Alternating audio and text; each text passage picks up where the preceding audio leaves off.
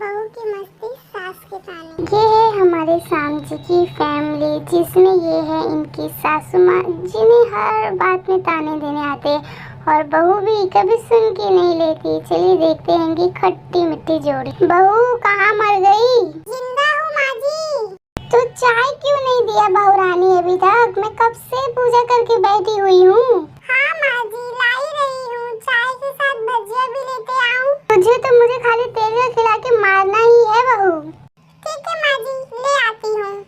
रहने दे, अब बना दिया है तो खा ही लेती हूँ। उसने जैसे ही भजिया उठाई और कहा तिलमिलाते हुए, खराब भजिया बनाई बहू तुमने, मुझसे तो खवा ही नहीं रहा है। बहू मुँह बनाते हुए, माँ जी मैं जा रही हूँ कपड़ा धोने। बहू के जाते ही सास भजिया पे टूट पड़ती है और पूरी भजिया खत्म कर देती है। बहू समझ जाती है कि माँ जी झूठ बोल रही है और मुस्कुरा के वहाँ से चले जाती है। दोपहर के खाने के वक्त सास ने फिर आवाज लगाई, कुछ खाने को मिलेगा? बहू ने कुछ जवाब नहीं दिया। भूखा मारना है क्या बहू? खाना नहीं दिया? बहू आती है और सामने खिचड़ी रख देती है। सास गुस्से से कहती है, क्या बहू इतनी देर बाद खाना लाया है, वो भी खिचड़ी? में नहीं खाऊंगी खिचड़ी, तुम लेके जाओ। माँ जी आपको डॉक्टर ने दिन में एक बार खिचड़ी खाने कहा है, खाना तो पड़ेगा ही। हाँ बहू रानी, अब तुम मेरी माँ बन जा। बहू फिर मुस्कुराती है और चले जाती है।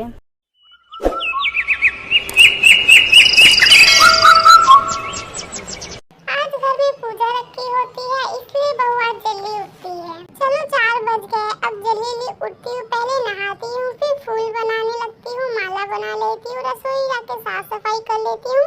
पकवान और भजिया बन गई है। ये सब करते हुए 10 बज गया। माँ जी को उठा देती हूँ, माँ जी उठिए, बाकी 10 बज गए हैं, सब मेहमान आते होंगे। माँ जी चलिए आप उठ जाइए। हाँ बहू मैं उठ गई हूँ, अब जाती हूँ इनको उठाने के लिए। सुनिए जी उठो, 10 बज गया है। हाँ मैं उठ चुका हूँ और मुझे पता है आज घर में पूजा है, इसलिए मैंने ऑफिस से भी आज छुट्टी ले लिया है। आशा विवेक को कहती है आप तैयार हो जाओ और वो भी चली जाती है तैयार होने के लिए पूजा के लिए। पूजा शुरू ही हो जाती है। सास चिल्लाते हुए कहती है, बहू ये नहीं है, बहू वो नहीं है। बहू दौड़ती दौड़ती आती और सारा काम करती। 3 बज गए हैं, आरती हो गई है। चलिए सब लोग आरती ले लीजिए। सास पति रिश्तेदार सब लोग पूजा में बैठे हुए, मगर हमारी बहू को काम इतने कि बार बार सामान आना जाना ले जाना पड़ रहा था, जिसकी वजह से पूजा में नहीं बैठ पा रही थी। कहीं न कहीं उसे वो बहुत बुरा लग रहा था। अब दोपहर के 3 बज गए, आरती चलो हो गई है। पंडित जी सास को बुलाते हैं और कहते हैं आप सब लोग एक एक बार करके आरती की थाली ले लीजिए और सब लोग आरती कर लीजिए। सास पंडित जी से आरती की थाली लेती है और आरती करती है। दीजिए माँ जी आरती की थाली। जैसे ही बहू ने थाली पकड़ी, थाली हाथों से गिर पड़ी। शायद खाना बनाते समय बहू के हाथों में तेल रह गया था, जिसके कारण वो थाली फिसल के नीचे गिर जाती है।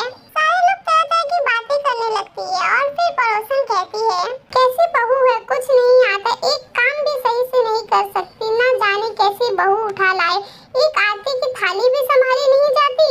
पीछे खड़ा पति उसे देखता है और गुस्सा होने लगता है, मगर सास चुप रहती है और कुछ नहीं कहती। पति गुस्से से वहाँ से चला जाता है। सास भी हिचकिचाते हुए कहती, अभी अभी नहीं है ना, सब सीख जाएगी धीरे धीरे, पहले सबको खाना परोस देती। पूजा में आए कम से कम 70 से 80 लोग होंगे। जाती हूँ, पहले खाना देती हूँ और पानी लगाती हूँ। अब आशा जाती है अपनी सास और कुछ पड़ोसन को खाना परोसने के लिए। खाना परोसना शुरू हुआ, सबको खाना देते ही सास जैसे ही पहले निवाला खाती है और कहती है बहू से, तुमने नमक ठीक नहीं डाला है, एक काम ठीक से नहीं करती हो, पता नहीं मेरे बाद ये घर कैसे संभालोगी तुम। आस पड़ोस वालों तो बस बहाना मिल गया था नुक्स निकालने का। बहन जी एक बात कहूँ, कैसी बहू है, कैसा खाना बनाती, एक काम ढंग से नहीं करने आती, पूरी गवार है तुम्हारी बहू। सास को पड़ोसन की बात सुन के गुस्सा आती है, मगर वो कुछ नहीं कहती क्योंकि घर में पूजा और कुछ लोग भी थे, जिसकी वजह से वो कुछ नहीं कहती और चुपचाप रहती। चलो कुछ काम तो खत्म हुआ, अब जाती हूँ, अपने जो भी बर्तन है सबको मांज लेती हूँ, फटाफट कुछ काम खत्म करती हूँ, मैं कम हो जाए जिससे मेरा काम। यहाँ बहू सोच ही रही थी कि फटाफट काम करके अपना काम खत्म करती हूँ, तब तक सास आती है और कहने लगती है, रात में जगराता का कार्यक्रम रखा गया है। जगराते की बात सुन के बहू भी खुश हो जाती है कि हाँ मैं भी जगराते में गीत गाऊंगी। आशा भी खुश हो जाती है और अपने काम सारे फटाफट कर लेती है और चले जाती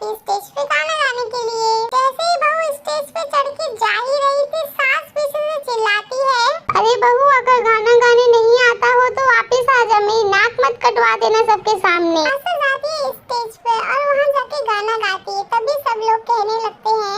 सबने उसके गाने की तारीफ की पर सास मुंह फुलाते हुए बोली, इससे अच्छा गाना तो बहू मैं अपनी जवानी में गाती थी, तुझे तो कुछ नहीं आता है। बहू सास की बात सुनकर मुस्कुराती है, फिर वहाँ से वो चले जाती है। सुनो आशा, आज रात में मेरे कुछ दोस्त आने वाले। हाँ ठीक है जी। आशा बहू देख सूरज के दोस्त आ गए हैं, देख तुझे सूरज बुला रहा है। सास की आवाज सुनकर बहू जाती है। अब देखती है कि उसका पति और उसके कुछ दोस्त साइड में बैठ के ड्रिंक कर रहे होते हैं। आशा जाओ और हमारे लिए थोड़ा बर्फ लेके आओ। बहू ये सब देखती मगर कुछ नहीं कहती, मगर सास आती है और गुस्से से अपने बेटे को कहती है, ये क्या है सूरज, ये तुम्हारा घर है, होटल नहीं, इससे चिल्लाओ मत। और तुम घर में दारू पी रहे हो, तुम्हें समझ नहीं आता घर में पूजा है। सूरज अपनी पत्नी को फिर से आवाज लगाता है और कहता है, उसके साथ पापड़ भी लेते आओ। बहुत जल्दी में आते समय गिर जाती है, इसकी वजह से उसके हाथ से सारा सामान गिर जाता है और दारू की बोतलें और उसके साथ पापड़ भी उधरी गिर के टूट जाते हैं। और उसके दोस्त कहने लगते हैं, अरे भाभी जी, सारी बोतलें टूट गई। आशा तुम एक काम सही से नहीं कर सकती, जाहिल कहीं की, देख कर नहीं आ सकती तो तुम्हें इतना भी करने नहीं आता है। इतना सुनकर आशा रोने लगी और फिर वो अपने कमरे की ओर चले गई। फिर उसके दोस्त कहने लगे, क्या यार, पूरा मूड खराब कर दिया, यहाँ नहीं हम कहीं और पार्टी कर लेते। तभी दूसरा दोस्त भी कहने लगता है, कैसी अनपढ़ गवार बीवी ले आया है तू, उसे तो मेहमानों की इज्जत और काम करने तक नहीं आता, तूने तो हमारी बेइज्जती कर दी यार। अब आसपास की औरतों को बहाना मिल गया था, वो कहने लगी, तब तक दूसरी पड़ोसन भी बोल पड़ती है, देखा क्या कर दिया तुम्हारी बहू ने, कोई काम करने नहीं आता है। मैं तो कहती हूँ अपने बेटे की दूसरी शादी करा दो, छुटकारा पाओ इस गवार से। अब सास के सब्र का बांध टूट रहा था, उसे समझ में आ रहा था कि किस तरह हर लोग उसकी बहू की बुराई कर रहे हैं, जो उसे अच्छा नहीं लग रहा था। फिर वो जाती अपने बेटे के पास और कहने लगती है, अरे नालायक, तेरी हिम्मत कैसी हुई मेरी बहू को सबके सामने डांटने की, मैं तेरी टांग तोड़ दूंगी। आइंदा ऐसे मेरी बहू से कभी बात की तुमने तो। बेटे के कुछ दोस्त को सास ने घूरते हुए देखा और कहा, बिल्कुल चुप रहो और जाओ यहाँ से। यहाँ दारू पीने आए हो जबकि पता है आज पूजा है और तुम्हारी पार्टी करना जरूरी है। कैसे संस्कार दिए है तुम्हारे माता पिता ने, जो तुम सब कहते रहते ना तुम्हारी बहू गवार है, अनपढ़ है, ये है वो है, तो इतना समझ लो मेरी बहू सुबह से उठी है और सुबह से काम कर रही है पूजा के लिए, सुबह से लेके अभी तक रात होने आई मगर उसने अपने मुंह में एक निवाला तक नहीं डाला है। जो तुम लोग कह रही हो आइंदा मैं सुनूंगी नहीं, निकल जाओ मेरे घर से, तुम बस घर तोड़ने के लिए आती हो।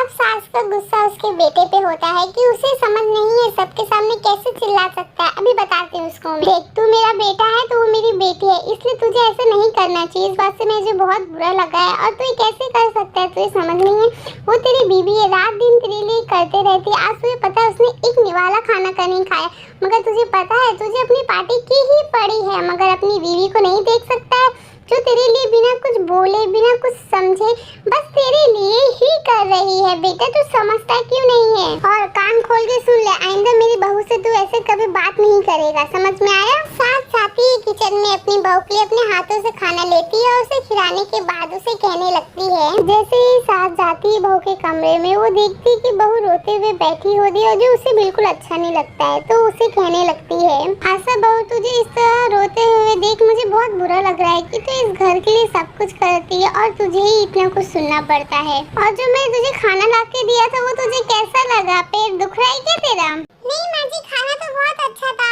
आप ऐसे क्यों पूछ रही है? उसमें कुछ था क्या? हाँ बहू था ना उसके अंदर, तुझे नहीं पता तूने खाया? उसमें मेरा प्यार था। तेरी सास हूँ मैं, चुड़ैल नहीं कि तुझे कुछ मिला के दे दूंगी। मैं तो डर गई माँ जी, उसके अंदर क्या होगा सोच के। चल अब तू ये सब सारी बातें भूल जा और सो जा। तू कब का उठी है ना सुबह से, चल आराम कर ले, ठीक है? कुछ रिश्ते बहुत मीठे होते हैं, बस बातें कड़वी होती है।